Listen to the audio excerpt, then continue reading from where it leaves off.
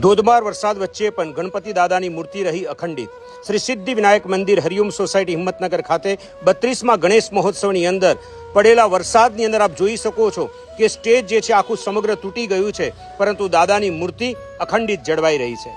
સ્ટ્રસથી માત્ર ને માત્ર 2 ઇંચ દૂર મૂર્તિ હતી અને દાદાની મૂર્તિ અખંડિત રીતે આપ જોઈ શકો છો કે એને કોઈ પણ રીતે ખંડન થયું નથી.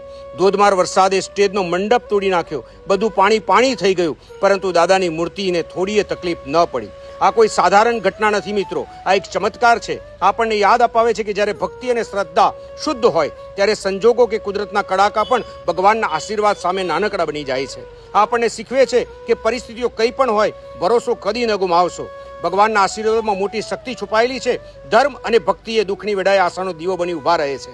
તો આ દાદાના વિડીયોને આપ વધુમાં વધુ સનાતન ધર્મની રક્ષા દાદો જે રીતે કરે છે એને આપણે સૌ